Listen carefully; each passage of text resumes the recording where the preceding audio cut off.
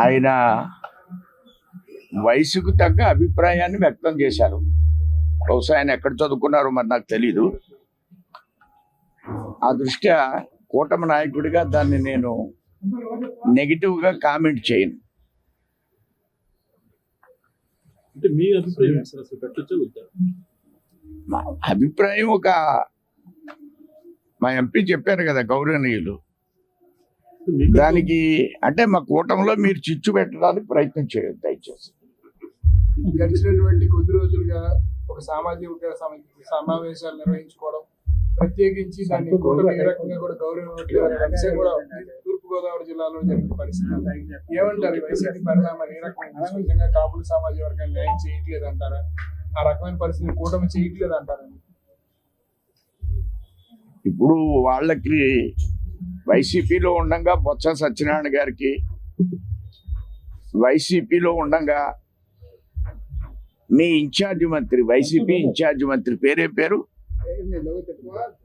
ఆయన పత్రికా రచయిత, ఈనాడులో చాలా కాలం పనిచేశాడు, అగ్రికల్చర్ మినిస్టర్ కన్నబాబు గారు ఇక్కడ ఇన్ఛార్జి మంత్రిగా ఎప్పుడన్నా ఆయన చేతులతో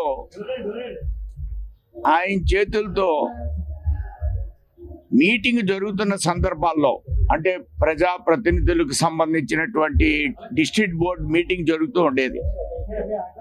అందులో విజయసాయి రెడ్డి రిప్రజెంటేషన్ తీసుకునేవాడు. మీరు గమనించినట్లయితే కన్నబాబు ఎప్పుడు ఎక్కడ రిప్రజెంటేషన్ తీసుకునేవాడు ఉంటే అట్టబొమ్మ. మా జిల్లాలో, కాపుల జిల్లా మాది, ఆ జిల్లాకి ఒక కలెక్టర్, ఆయన పేరు ఏదో రెడ్డి గారు, ఐఏఎస్ ఆఫీసరు. మళ్ళా కాకినాడకు ఒక ఎమ్మెల్యే, ఆయన ఒక రెడ్డి గారు. వీళ్ళిద్దరూ కలిసి వాళ్ళిద్దరే పరిపాలించారు. అది కాపుల జిల్లా. కాపులు పరిపాలించారు, అది రెడ్లు పరిపాలించారు. ఇప్పుడు బొత్స సత్యనారాయణ గారి గురించి తెలుసు, ఆయన మహానాయకుడు. ఇప్పుడు వాళ్ళ పార్టీకి అధినేత. ఆయన మినిస్టర్గా ఉన్నప్పుడు వాళ్ళ మేనల్లుడు వీళ్ళకి అధినేత కదా, వాళ్ళ మేనల్లుడు ఈయనకి అధినేత. కాపులకి రిజర్వేషన్ ఇవ్వను అని స్పష్టంగా ప్రకటించాడు జగన్మోహన్ రెడ్డి. ఏంటి ద్వేషం ఏంటి కాపుల మీద జగన్మోహన్ రెడ్డికి? అంత ద్వేషమా?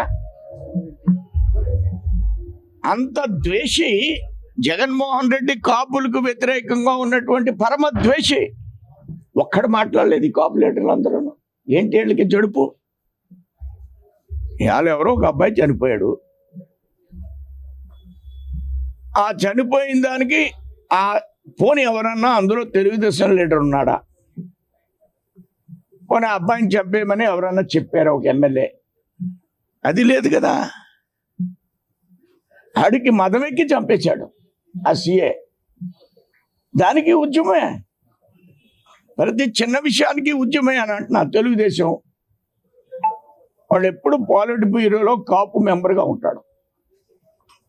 ఎప్పుడు రాజ్యసభ సభ్యుడు లేకుండా వాళ్ళు తెలుగుదేశం లేదు, రాజ్యసభ సభ్యుడు లేకుండా. ఈ విధంగా 5% రిజర్వేషన్లు ఇస్తానని చంద్రబాబు నాయుడు గారు ప్రకటించారు. ఇందులో ఏది వీళ్ళు చేయలేదు. చేయకుండా ఈవేళ వాళ్ళ మీటింగ్లు ఇంకా పెడతారట. ఆ మీటింగ్లన్నీ జగన్మోహన్ రెడ్డి కోసం పెట్టుకోమన్నాడు. జగన్మోహన్ రెడ్డి కోసం మనకు అభ్యంతరం ఏంటి? ఇది కులాల ఆధారిత రాజకీయాలు చేయొద్దనేది నేను స్పష్టంగా చెప్తున్నాను. మేము కాపులు మద్దతు ఇస్తాం, ఎవరికైనా ఇబ్బంది ఉంటే తెలియజేస్తాం. ఇక్కడ కూడా చాలామంది కాపులు ఉన్నారు.